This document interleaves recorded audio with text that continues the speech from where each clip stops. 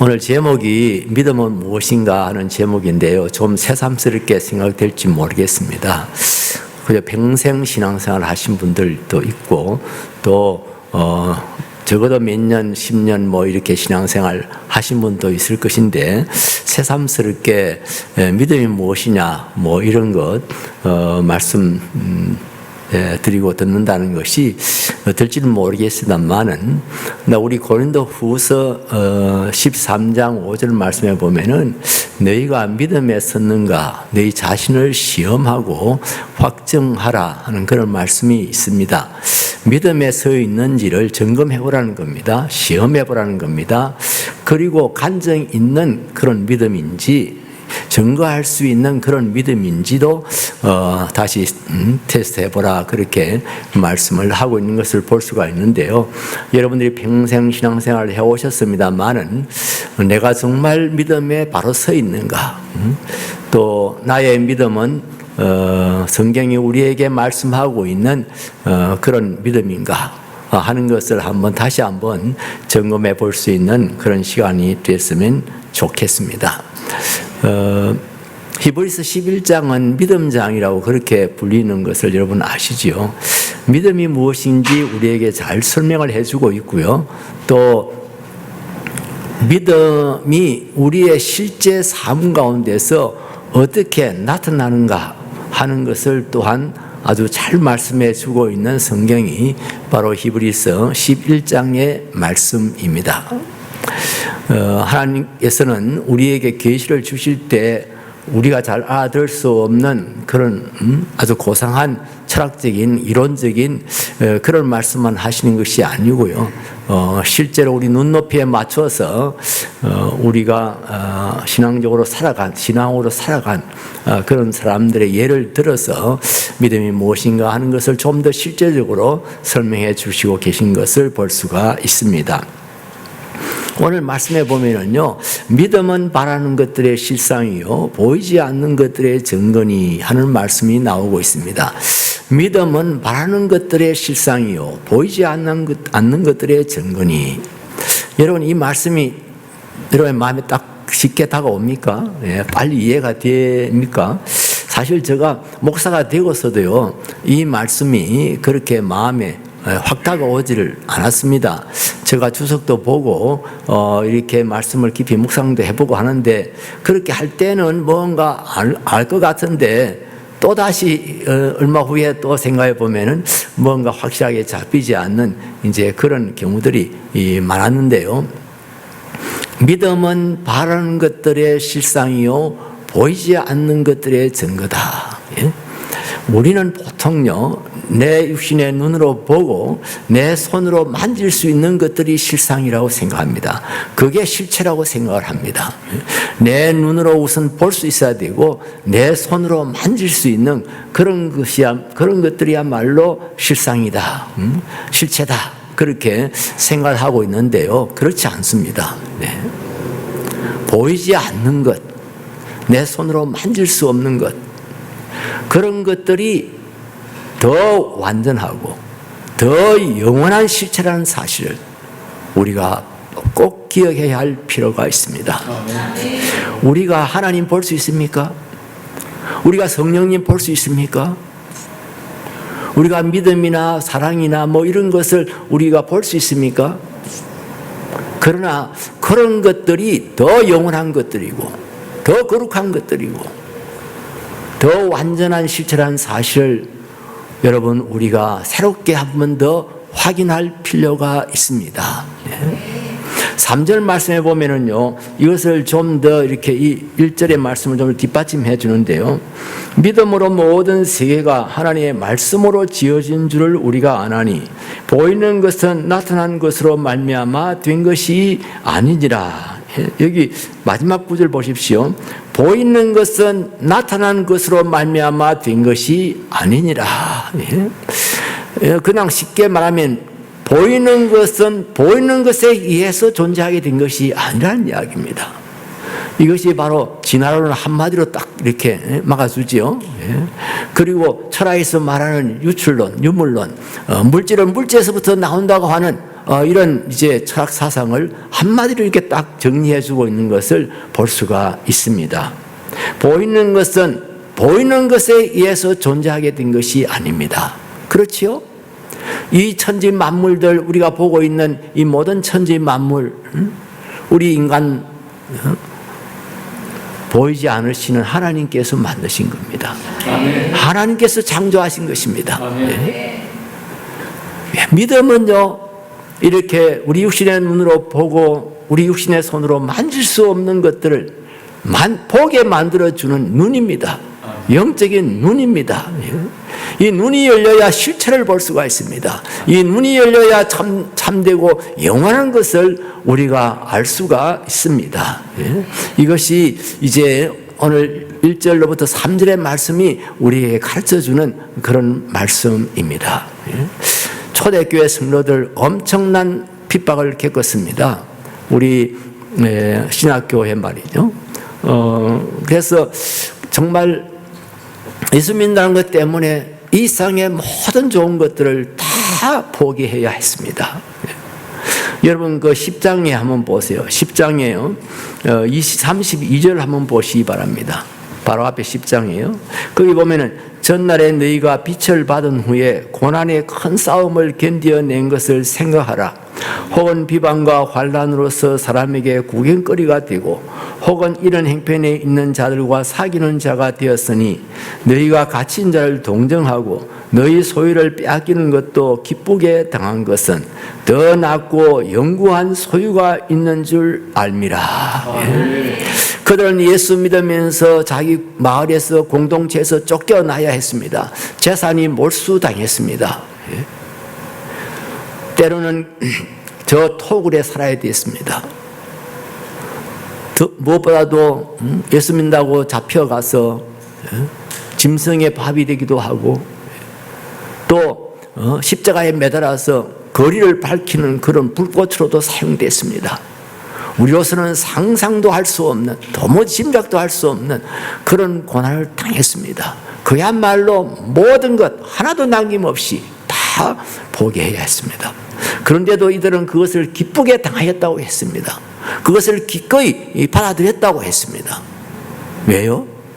더 낫고 영구한 것들이 있는 줄을, 더 낫고 영구한 소유가 있는 것을 그들이 알았기 때문입니다. 그들은 영적인 눈을 통해서 하나님 나라를 보았던 것입니다. 영적인 눈을 통해서 참된 가치가 무엇인가 하는 것을 그들은 알 수가 있었던 것입니다. 이것이 우리가 믿음에서 가장 먼저 생각해야 될 부분입니다. 근데 이렇게만 설교하고 끝나면은요, 또 여기서는 이제 뭔가 알 것 같은데 집에 가면 또 멍해질 수가 있습니다. 또 헷갈릴 수가 있습니다. 그래서 하나님께서 그렇게 우리가 헷갈리지 않도록 하기 위해서 아주 예를 들어서 적절하게 이렇게 말씀을 해주고 있습니다. 여러분 4절 말씀 같이 한번 읽겠습니다. 다시요. 믿음으로 아벨은 가인보다 더 나은 제사를 하나님께 드림으로 의로운 자라 하시는 증거를 얻었으니 하나님이 그 예물에 대하여 증언하심이라. 그가 죽었으나 그 믿음으로서 지금도 말하느니라. 믿음으로 아벨은 가인보다 더 나은 제사를 드렸다.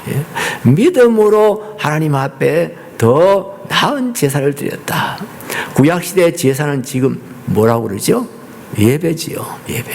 믿음으로 더 나은 예배를 드렸다. 예. 어느 것이 더 나은 예배입니까? 예. 어느 것이 더 온전한 예배입니까? 믿음으로 드리는 예배라는 것입니다. 우리가 많은 경우에 아벨과 가인의 이 제사에 대해서 제물부터 먼저 생각하는 그런 경향이 있습니다. 그래서 아벨은 피 있는 제사를 드려서 하나님께 연락하셨고 가인은 피 없는 제사를 드렸기 때문에 그랬다, 이런 식으로 설명하는 경우가 많은데요. 우리가 더 중점을 둬야 될 것은 제물의 종류가 아닙니다. 여러분 한번 생각해 보십시오. 가인은 농사를 지었기 때문에 곡물로 하나님 앞에 제사 드리는 것이 너무 자연스럽잖아요. 그리고 또 아벨은 목축을 했기 때문에 그 짐승을 잡아서 하나님 앞에 제사 드리는 것도 너무나 자연스럽지 않습니까? 제가 어릴 때 이제 가을에 추수를 하면요, 그 다음에 하나님 앞에 헌금을 드렸는데요, 그때 돈을 직접 뭐 이렇게 드리지를 못했지요. 그래서 그 우리 구루마에다가 술에다가 이제 쌀가마니를 싣고 교회당에 바로 가져가서 그 교회당에 이제 그것을 이제 내려놓고 이렇게 하나님 앞에 예물 드렸던 것을 기억을 하고 있습니다. 그렇습니다. 재물의 종류보다도 더 앞서야 될 것이 믿음입니다. 아벨은 믿음으로 하나님 앞에 제사드렸습니다. 가인은 믿음이 없이 하나님께 제사드렸습니다. 가인이 믿음이 없이 제사드렸다는 것을 어떻게 알 수 있냐고요? 한번 나중에 그 일을 한번 생각해 보십시오. 자기 재물이 연락되지 않았다는 것 때문에 그는 분노했습니다. 하나님께 화를 내고요, 그 다음에 동생을 질투해서 죽여버립니다. 여러분, 이런 사람이 드리는 제사를 우리 하나님께서 어떻게 받으실 수가 있어요? 재물보다 앞서야 될 것이 믿음입니다. 재물이 연락되기 전에 먼저 재물 드리는 자가 연락되어져야 됩니다. 이 점도 우리가 늘 잊어버리지 말아야 할 것입니다. 우리가 하나님 앞에 나올 때 재물을 하나님 앞에 드립니다. 예물을 드립니다. 11절을 드립니다. 감사한금을 드립니다. 그 귀한 것이죠. 중요하지요. 그러나 여러분 꼭 기억해야 될 것은 그 예물이 주님 앞에 연락되기 전에 나 자신이 먼저 연락되어야 됩니다. 드리는 자가 먼저 연락되어져야 됩니다. 그래야 그 재물이 하나님께 연락될 수가 있는 겁니다. 여러분, 우리가 찬송할 수 있습니다. 어떤 사람은 참 믿음으로 하고 어떤 사람은 그냥 형식적으로 따라서 하고 이런 것이 있을 수 있습니다. 하나님께서 어떤 찬송을 좋아하시겠습니까? 저 어릴 때는요, 찬송가가 무곡이었습니다. 가사만 다 적혀 있는 그런 무곡 찬송가가 있었습니다. 그리고 사실 뭐 곡조 찬송가를 발행했다 하더라도 그거 뭐 이렇게 알 수 있는 사람이 그때 몇 사람이나 되었겠습니까? 그래서 그때는 사실 그런 이야기가 있었어요. 600곡이다. 600장 정도 있었는데 곡조는 다 같다 이겁니다. 그러니까 우리 할머니 할아버지들이 그냥 그냥 자기들의 흥얼거리는 그런 곡조에 의해서 찬송을 불렀던 것을 알 수가 있습니다. 현대 우리 교인들은 찬송 잘 부릅니다. 우리 찬양대가 이렇게 정말 박자나 음정이나 이런 모든 것을 잘 작곡한 또 작사한 사람의 그 마음, 그 뜻을 이렇게 반영하면서 잘 부릅니다. 그러나 여러분, 찬양이 하나님 앞에 연락되기 전에 찬양 드리는 사람이 먼저 연락되어야 합니다. 그것은 믿음으로 드릴 때 가능한 것입니다. 하나님께서 그때 그 할머니 할아버지들의 600곡 그거는 연락하지 않으시고 아이고 너희들 뭐 그렇게 박자도 안 맞고 음정도 안 맞고 그래가지고 그게 무슨 찬송이냐 뭐 이래 하시고 물리치시고 지금 이렇게 아주 참 잘 부르는 그런 우리의 찬양을 하나님께서 받으실까요? 네. 물론 우리가 좋은 훌륭하게 연습을 해서 잘 불러야지요. 음정도 맞게 불러야 되지요. 그 작사자나 작곡가의 그 스피릿을 우리가 이렇게 다시 우리 자신들도 느끼고 표현할 수가 있어야 되겠지요. 보다 중요한 것은 우리의 믿음입니다. 믿음이 있어야 됩니다. 믿음은 어떻게 나타납니까? 첫째로 예배로 나타납니다. 믿음은 예배로 나타납니다. 믿음이 있는 사람은 예배 드립니다. 그리고요, 예배 잘 드리면 믿음이 좋아집니다. 잊지 마시기 바랍니다. 믿음이 있는 사람은 하나님께 예배 드립니다. 예배 드리는 것을 가장 중요하게 생각합니다. 신앙생활의 첫 번째로 생각합니다. 예배 잘 드리시기 바랍니다. 예배 빠지지 마시기 바랍니다. 우리 코로나 때 그 한국 목사님들 중에는 그렇게 말씀하는 분이 있었어요. 예배에 목숨을 걸어야 된다. 예배에 목숨을 걸어야 된다. 근데 좀 거칠은 표현이긴 하지만은요, 실제로는 그렇습니다. 우리 믿는 자들은 예배에 목숨을 건다고 생각하셔야 됩니다. 예배 가장 중요하게 여겨야 됩니다. 예배 잘 들으셔야 됩니다.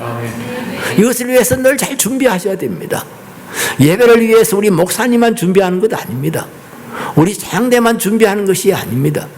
우리 모두가 하나님 앞에 예배 잘 드리는 사람, 정말 마음과 뜻과 정성을 다해서 하나님 앞에 예배드리는, 신령과 진정으로 예배하는 그런 예배자가 되도록 늘 기도하고 자신을 준비시켜야 하는 것입니다. 그 다음에 5절 말씀 같이 보겠습니다. 5절 말씀. 믿음으로 에녹은 죽음을 보지 않고 옮겨졌으니 하나님이 그를 옮기심으로 다시 보이지 아니하였느니라. 그는 옮겨지기 전에 하나님을 기쁘시게 하는 자라 하는 증거를 받았느니라. 아멘.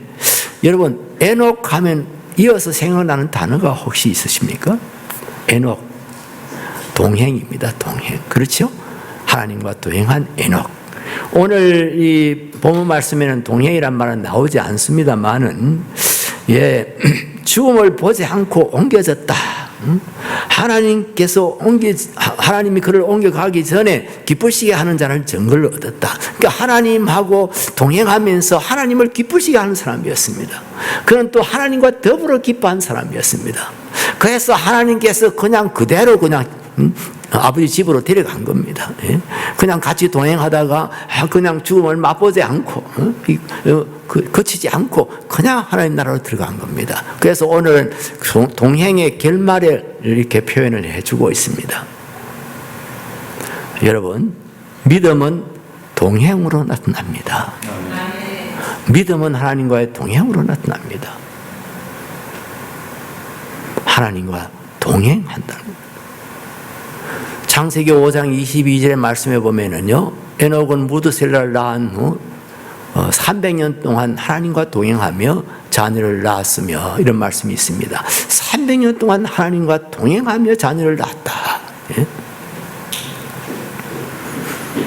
그런데 이제 동행에 대해서요, 이 동양 사상은요, 조금 소위 세속을 완전히 벗어나서 저 깊은 자연 속에 들어가가지고 거기서 아주 수행을 하고 도를 닦는 이제 이런 것으로 주로 이야기합니다. 그러니까 신을 만나고 신과의 어떤 동행이 이루어지려고 하면은 이 세속 사회를 떠나야 된다. 가정을 떠나야 된다. 그리고 저 깊은 산속에 아무도 없는 바람 소리와 그야말로 졸졸 흐르는 물소리, 그리고 나무들밖에 보이지 않는 그곳에 들어가서야 이제 신을 만날 수 있다고 생각하고, 그리고 그 신과 함께 한다고 할 수 있다고 생각을 합니다. 이 동양 사상입니다. 이 동양 사상이 이 기독교에까지도 영향을 미쳐가지고요, 기독교 초기에 수도원을 만들었습니다. 수도원에서 수도사들은요, 결혼을 하지 않았습니다. 가정을 이루지 않았습니다. 가정을 이루면 모든 세속적인 그런 모든 일들을, 소위 그런 일을 다 해야 되잖아요. 안 믿는 사람하고 차이가 없잖아요. 그러니까 이제 수도원을 만들어 가지고 거기 가서 이제 작업자족하면서 거기서 매일 아침 저녁으로 기도하고, 낮에는 또 이렇게 먹을 것들 준비하고 아주 자연과 함께 그렇게 사는 것으로 생각을 했습니다. 그리고 그 전통이 이어져 가지고 신부들은 결혼을 하지 않습니다. 하나님 앞에 자신을 헌신한 사람들은 결혼하지 않습니다. 그 뒷면에는 뭐가 있습니까? 결혼이라고 하는 것은 거룩함에서 조금 떨어지는 것으로 생각하는 겁니다. 가정을 이룬다고 하는 것은 하나님의 그 거룩함에서부터 약간 좀 떨어지는 것. 결혼하지 않는 것이 더 거룩하고 결혼하지 않는 것이 더 좋은 것이라고 하는 그런 사상이 뒤에 배경을 이루고 있는 것을 볼 수가 있습니다. 그러나 동행이라는 것은 그런 것이 아닙니다. 평소의 모든 삶 가운데서 하나님과 함께 사는 것인데요, 우리의 모든 삶 가운데서 하나님의 선하시고 기뻐하시고 온전하신 뜻이 무엇인지 그것을 분별하고 그것을 우리 삶 속에 적용하면서 살아가는 겁니다. 예배만 잘 드리는 것이 아니라 다시 시작되는, 월요일부터 시작되는 그 삶도 연장된 예배해야 된다, 이런 말씀이에요. 그 로마서 12장 1절 말씀에 보면은 사랑하는 형제들아, 내가 모든 자비하심으로 너희를 권하노니 너희 몸을 기뻐하시는, 하나님이 기뻐하시는 거룩한 산제물로 드리라. 살아있는 너희들의 몸을, 이 몸을 불살라 드리라는 것이 아니고요, 여러분의 삶을, 생활을 하나님께서 기뻐하시는 그런 제사로, 그런 예배로 드리라는 이야기입니다. 삶 속에서의 예배입니다. 만일 예배는 잘 드리는데, 주일에 와서 예배는 잘 드리는데 그 다음부터, 원래부터 사는 삶은 아무 믿지 않는 사람은 아무 차이가 없어요. 생활에 아무 변화가 없어요. 그러면 그 예배마저도 의심받을 수 있습니다. 과연 믿음으로 드린 예배냐? 그야말로 하는 형식주의, 아니면은 그야말로 어떤 종교적 만족감 뭐 이런 거 위해서 예배 드린 거 아니냐, 이렇게 의심받을 수 있어요. 예배가 예배로 정정으로 이렇게 이어질 수 있는 것은 동행입니다. 범사에 하나님의 선하시고 기뻐하시고 온전하신 뜻이 무엇인지 생각하는 겁니다. 여러분 비즈니스를 할 때, 혹은 여러분들이 어떤 뭐 문제, 중요한 문제 결정해야 될 때, 뭐 이럴 때 그냥 이 세상 사람들이 하는 식으로 하지 않는 겁니다. 중심이 있는 거죠. 기준이 있는 것이죠. 돈벌이 하는 것도 중요하지만은 정직한 것은 더 중요합니다. 우리 하나님의 백성들의 차이점입니다. 여러분들이 세상에서 출세하고 영광 받는 것도 좋은 일이지만은, 그러나 더 중요한 것은 성실하게 살아서 세상의 빛과 소금이 되는 일입니다. 그런 삶이 우리의 실제 삶 가운데서 이제 계속되어져야 된다는 말씀입니다. 우리가 연약하기 때문에 온전할 수는 없습니다. 우리가 하나님 나라 갈 때까지 우리가 과연 믿는 사람으로서 정말 세상에 빛이 되고 소금이 될 수 있느냐, 자신에게 물어보면은 정말 내가 어떻게 그렇게 될 수 있느냐, 이런 생각이 들고요. 또 우리가 현실 문제에 부딪히면은요, 다 흔들리게 되어 있습니다. 과연 이렇게 해야 되냐, 저렇게 해야 되느냐, 이렇게 하면은 세상적으로는 내가 좀 더 이익이 있는데 저렇게 하면은 뭔가 손해가 나요. 그럴 때 뭐 결정하기가 참 힘든 겁니다. 그러나 우리는요, 항상 예수님의 길, 하나님의 길이 이제 우리의 걸어야 될 길입니다. 과연 이것이 예수님의 길이냐? 과연 이것이 하나님을 경외하는 자들의 길이냐? 이런 것들을 늘 우리가 생각하면서 실제 삶 가운데 이것을 적용해야 된다 하는 말씀입니다. 우리 한국 교회의 성도들의, 교인들의 가장 큰 문제점 중에 하나가요, 가치관이 변하지 않는다는 겁니다. 믿음의 대상은 바뀌는데, 전에는 뭐 미신을 섬기고 혹은 뭐 불교 신자였고 뭐 이래서 이제는 예수 믿고 예수님을 믿고 하나님을 믿는 그런 사람들도 믿음의 대상이 바뀌는데요, 가치관이 바뀌지 않는 경우가 너무 많습니다. 안 믿는 사람이나 믿는 사람이나, 미신을 믿는 사람이나 하나님을 믿는 사람이나 가치관에서는 차이가 없는 경우가 많습니다. 그래서 세상이 교회에 대해서 실망하는 겁니다. 실망을 자꾸 하다 보면 이제 분노가 되는 거죠. 자기들이 참 인생에서 참 고달프고 뭐 결정을 못하고 보람도 못 느끼고 이러다가 교회 가면 그래도 뭔가 있지 않겠나 해야 나왔는데 보니까 자기들하고 똑같아. 그냥 재물이 제일 첫째고, 어쨌든 물질 만능주의에 빠져 있고, 가장 무뱅하고 그냥 모든 일들이 그냥 잘 되고 자기들하고 아무 차이가 없어요. 그래서 실망하고 분노하고, 지금은 교회들이 얼마나 배석사회로부터 비난을 받고 있는지 모릅니다. 우리가 주님과 동행하는 삶이라고 하는 걸 잊지 말아야 됩니다. 또 이 동행한다 하다가 우리가 조금 기도를 또 많이 하나님 나와 함께 해주십시오 이런 기도를 많이 하다 보니까 약간 착각이 되는 경우가 종종 있는데요. 그게 뭐냐 하면은 내가 주님을 따라가는 것이 아니라 주님이 항상 나를 따라다녀야 되는 것처럼 그렇게 약간의 착각이 일어날 수가 있습니다. 예, 주님 나와 함께 해주십시오.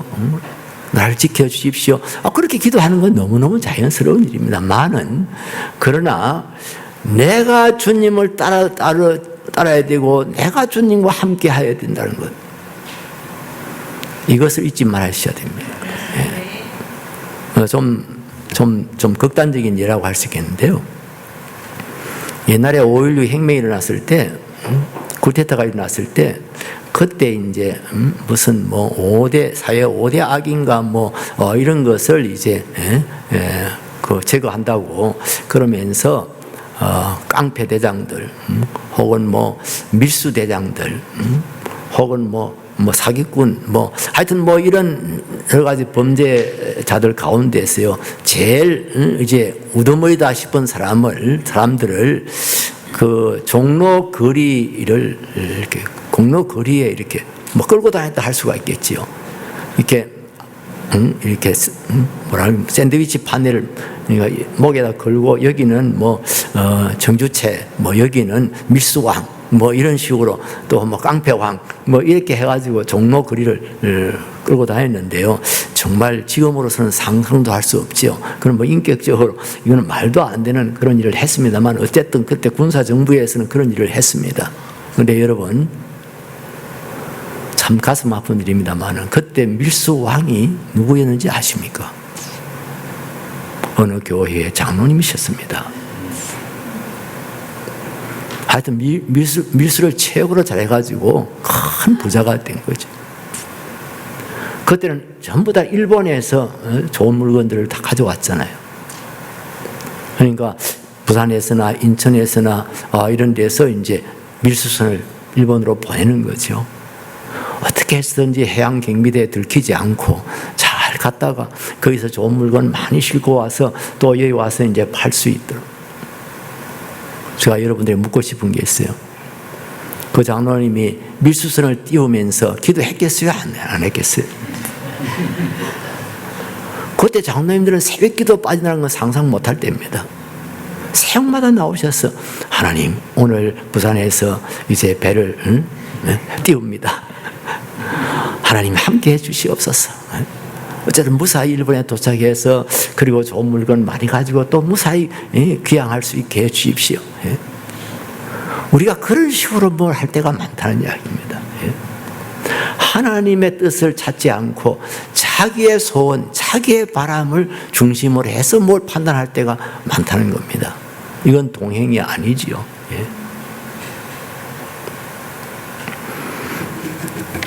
그리고 여기 무드셀라는 300년 동안 하나님과 동행하며 자녀를 낳았으며 이랬어요. 참 성경을 읽을 때 아주 뭐랄까요? 묘미가 있다 할까요? 아주 정말 뭔가 탁 다가오는 그런 뭐가 있습니다. 여기 자녀를 낳았으며 하는 말이 아주 또 묘미가 있는 말입니다. 300년 동안 하나님과 동행하며 자녀를 낳았으며 정상적인 가정생활을 했다는 이야기입니다. 자녀를 낳아놓고 길을 내면 그냥 뭐 맨손으로 길러집니까? 뭔가를 해서 생계를 유지해야 되죠. 목축을 하든지 농사를 짓든지 뭔가 경제적인 활동을 해야 되죠. 그러니까 겉으로 보기에는 일반인들과 아무 차이가 없어 보입니다. 그러나 내적으로 다른 겁니다. 앞에서 말씀드렸지 정말 실체가 뭐냐, 실상이 뭐냐 하는 것을 보는 눈이 믿음의 눈이라는 겁니다. 세 번째로요, 7절 말씀 읽겠습니다. 같이 읽습니다. 믿음으로 노아는 아직 보이지 않는 일에 경고하심을 받아 굉해함으로 방주를 준비하여 그 집을 구원하였으니 이로 말미암아 세상을 정죄하고 믿음을 따르는 오의 상속자가 되었느니라.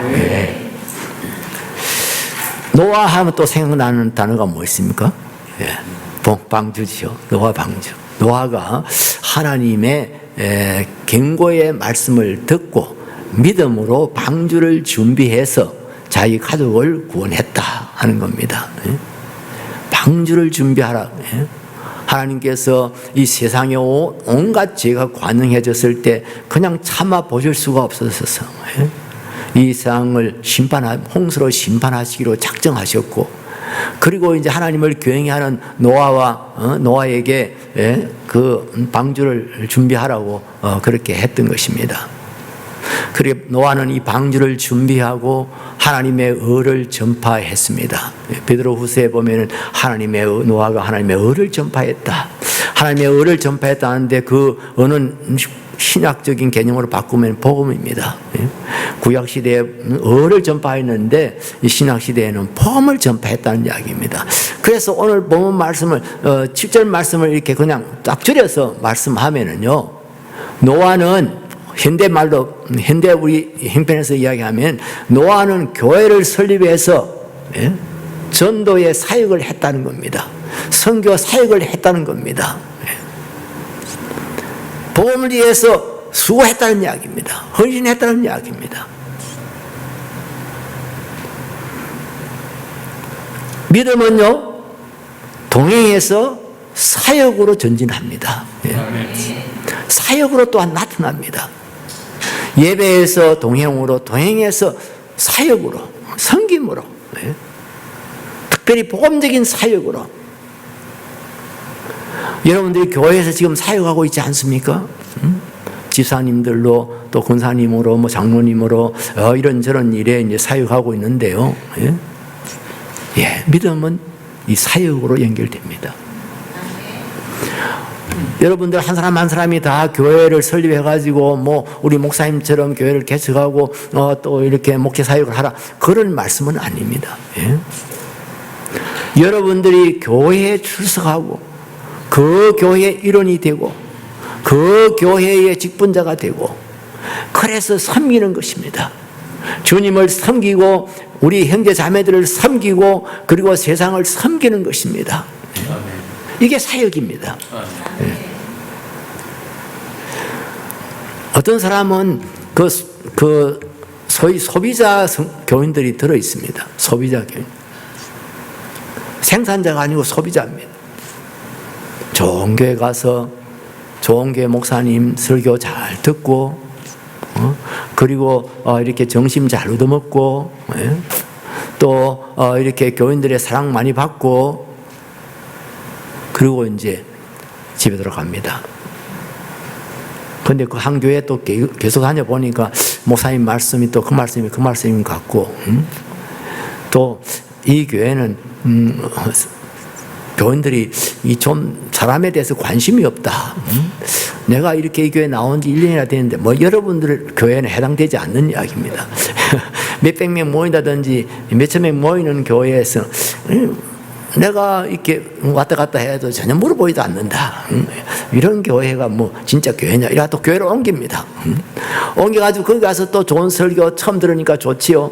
좋은 설교 듣고 뭐 그것도 또 한 1, 2년 지났더니 또 뭐 그게 그거라고 생각해야 돼. 또 교회를 옮깁니다. 이제 그런 사람을 이제 소비자 교인이라고 합니다. 항상 소비만 하는 겁니다. 그냥 다 이제 받기만 하는 겁니다. 생산적인 교인은 사역하는 교인입니다. 나 때문에 뭔가 나아지고 더 좋아지고 그렇죠? 여러분들이 이 새벽 이슬 교회에 다니고 있기 때문에 새벽 이슬 교회가 나아지는 것이 뭔가요? 여러분의 존재 때문에 정말 그 하나님의 교회가 이렇게 정말 어떤 열매를 맺고 있나요? 남들 하는 것만 칭찬하고 아주 나도 저리 좀 해야 되는데 뭐 이러고 맨날 끝나는 경우가 많지 않습니까?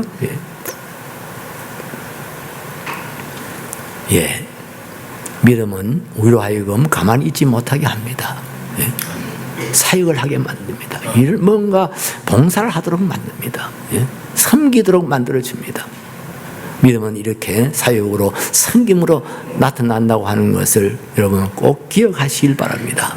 아멘. 그리고 특별히 우리가 잘 아는 대로 우리에게 주어진 대사명은요, 모든 민족으로 제자를 삼아 아버지와 아들과 성령의 이름을 세례를 주고 내가 너에게 분부한 모든 것을 가르쳐 지키게 하라 하는 이 그레이트 커미션, 이게 여러 가지 우리가 사명을 갖고 있습니다만 제일 핵심적인 사명, 제일 큰 사명, 우리가 제일 큰 확실하게 포커스를 맞춰야 될 사명, 이것은 이제 복음 전해서 영혼 구원하는 것 아닙니까?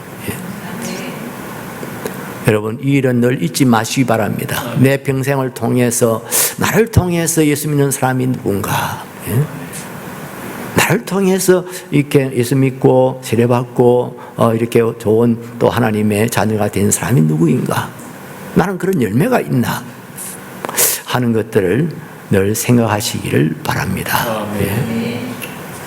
보통은요, 개인적인 신앙생활은 열심히 잘해요.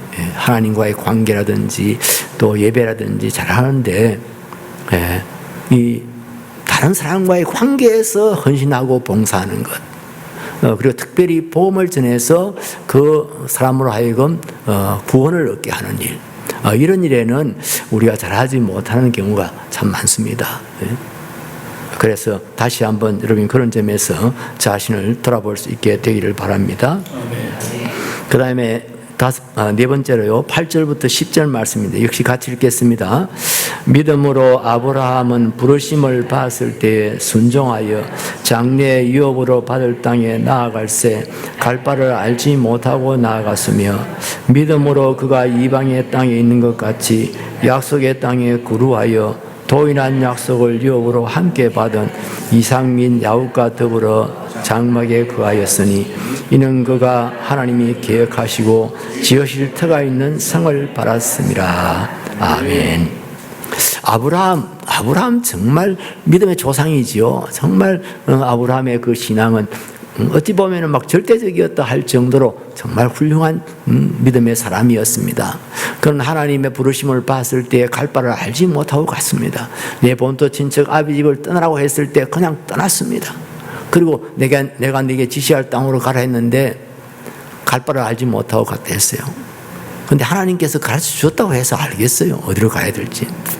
저 가나안 땅으로 가라 뭐 이런다 해서 가나안 땅이 어디에 붙었는지 알겠습니까? 그때 무슨 지도가 있었습니까? 뭐가 있었습니까?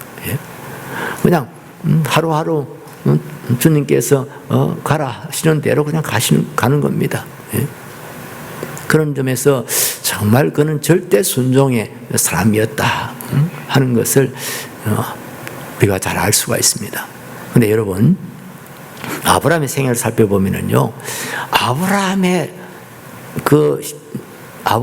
그 초기의 신앙 참 귀한 신앙입니다. 그런데 그의 노년의 신앙은 초기 신앙보다도 훨씬 더 아름다웠다는 것을 우리가 발견할 수가 있습니다. 참 시작 좋았습니다. 참 귀했습니다. 그런데 그의 마지막은 훨씬 더 차원이 다르다 할까요? 그런 방향으로 나아가고 있는 것을 볼 수가 있습니다. 이 9절 말씀 보십시오. 믿음으로 그가 이방의 땅에 있는 것 같이 약속의 땅에 거류하여 동일한 약속을 여부로 함께 받은 이삭 및 야곱과 더불어 장막에 거하였으니. 여러분 잘 읽어보십시오. 그가 이방에 있는 땅에 있는 것 같이 약속의 땅에 거류하여.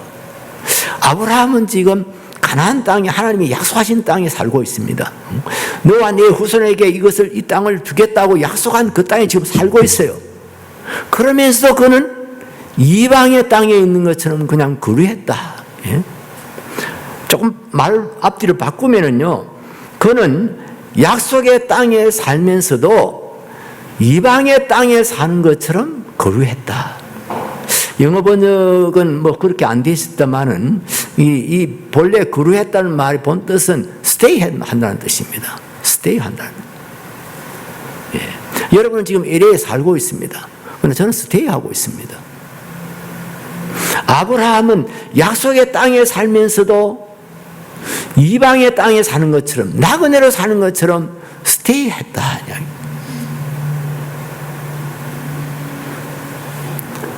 이 땅이 그가 천년만년 살 곳이 아니라는 것을 알고 있었던 겁니다. 이 땅을 넘어서 더 영원한, 더 완전한 그런 나라가 있는 것을 그는 그것을 바라보았다는 겁니다. 그리고 이어서 나오는 말씀이 한 번 더 확인해 주고 있는데요. 그러하여 동일한 약속을 여부로 함께 받은 이삭 및 야곱과 더불어 장막에 거하였으니, 이 장막이라는 것을 강조를 하고 있습니다. 아브라함이 목축업을 했으니까 장막에 천막 치고 사는 건 너무 당연하다 할 수 있겠는데요. 그러나 꼭 그렇지만은 않았습니다. 지금도 그렇지만은 부자들은요, 부자가 되면, 돈이 많고 보물이 많게 되면요, 그냥 천막 치고 살 수가 없었습니다. 왜냐하면요, 자기의 생명과 자기의 그 부를 지킬 수가 없었기 때문입니다. 아브라함 돈이 많다더라, 보물이 많다더라 이러면은 저 멀리 떨어져 있는 종족들 중에 사람들이, 나쁜 사람들이 복면하고 낙타 타고 와가지고 아브라함의 장막을 다 부수고 그냥 막 사람들 죽이고 그리고 다 빼앗아 간단 말이에요. 그런 일들이 고대에는 자주 일어났기 때문에 부자가 되면은 다 자기 일을 위한 성을 쌓았습니다. 그리고 자기가 성을 쌓지 못한 형편이면 성으로 들어갔습니다. 여러분, 롯이 왜 소돔성으로 들어갔을까요? 그 더러운 성으로 뭐가 좋다고 들어갔을까요? 순전히 자기 목숨 지키기 위해서, 자기 재산 지키기 위해서 들어간 겁니다. 그런데 아브라함은요, 손자와 같이 살 때, 손자를 볼 때까지도 그냥 천막 치고 살았다. 천막 속에 살았다. 돈이 없어서일까요? 천만의 말씀. 아브라함은 거부였습니다. 성경에 보면 거부였다 이렇게 말합니다. 맨파워가 없었을까요? 천만의 말씀입니다. 그런 조카 롯이 사로잡혀 갔을 때요, 318명의 장정들을 거느리고 가서 그 롯과 그 소돔 사람 다 찾아옵니다. 한 번에 318명의 사람들, 장정들을 동원할 수 있다고 하는 것. 그 사람들이 다 아브라함의 종은 아니라고 생각합니다. 아마 이웃에서 좀 남의 종을 빌렸을 수도 있죠. 어쨌든 한꺼번에 318명을 동원할 수 있는 맨파워를 가진 사람이었습니다. 그러나 그는 성을 쌓지 않았습니다. 그냥 천막에 살았습니다. 10절 말씀, 이는 그가 하나님이 계획하시고 지으실 터가 있는 성을 바랐습니다. 이는 왜냐하면 왜 그가 이 약속의 땅에 살면서도 이방의 땅에 사는 것처럼 살았는가? 왜 그가 끝까지 천막 치고 그냥 살았는가? 그 이유는 하나님이 계획하시고 지으실 터가 있는 성을 바라보았기 때문이다. 영원한 본향을 그는 바라보았기 때문입니다. 이 부분에 대해서는 뒤에 가면 좀 더 설명하고 있는 것을 볼 수가 있습니다. 그가 자기 고향에 가면 갈 수가 있었겠지요. 금이 환영할 수가 있었겠지요. 그러나 그는 본향을 찾지 않았습니다. 왜냐하면 영원한 본향, 영원한 본향, 그 완전한 나라, 그것이 있음을 그는 알았기 때문이고 그것을 소망하고 그것을 바라보았기 때문입니다. 믿음은요, 소망으로 나타납니다. 믿음은 소망으로 나타납니다. 우리가 믿음을 신앙이라고 그러잖아요. 신앙은 믿고 바라본다는 뜻 아닙니까? 믿고 앙망한다는 뜻 아닙니까? 뭘 앙망하는 것입니까? 영원한 세계를 앙망하는 것입니다. 완전한 세계를 앙망하는 것입니다. 하나님 나라를 앙망하는 것입니다. 하나님 나라의 가치를 앙망하는 겁니다. 그러니까 믿음은 이렇게 소망으로 나타나고 전진한다는 것을 볼 수가 있습니다. 다시 한번 이렇게 정리해 봅니다. 믿음이 무엇이냐? 믿음은 참된 실상, 영원하고 완전한 실상을 보게 만드는 영적인 눈이다. 믿음은 현실 삶 속에서 어떻게 나타나는가? 믿음은 예배로 나타난다. 믿음의 사람은 예배 잘 드립니다. 예배 잘 드리면 믿음이 좋아집니다. 그리고 믿음은 동행으로 나타납니다. 하나님의 선하시고 기뻐하시고 온전하신 뜻을 따라 순종하며 살아가는 그런 삶으로 나타납니다. 세 번째로 믿음은 사역으로 나타납니다. 봉사와 헌신, 그래서 생산적인 그런 일을 하는 그런 사람으로 나아가게 된다는 이야기입니다. 그리고 믿음은 소망으로 나타납니다. 이 세상이 우리가 영주할 곳이 아니다. 여기는 우리가 잠시 머무르고 있는 것이다. 스테이하고 있는 것이다. 하는 것을 잊지 말아야 됩니다. 우리 예수 믿는 사람들도 보면 안타까운 사람들 많아요. 그냥 오직 그냥 세상 중심으로 그냥 이 세상에서 천년만년 살 것처럼. 우리 김동호 목사님이 그 예화 중에 그런 이야기 했죠. 아파트 화장실 늘리다가 인생 끝나는 사람들이 있다. 처음에는 월세방에 들어갔더니 이 공동 화장실 쓰는 거예요. 옛날에는 지금 하면 그런 데 없습니다만, 그러니까 그거 얼마나 힘들어요. 그러다가 나도 진짜 따로 화장실이 있는 그런 데 한번 갔으면 좋겠다 해가지고 좀 큰 전셋집으로 갔어요.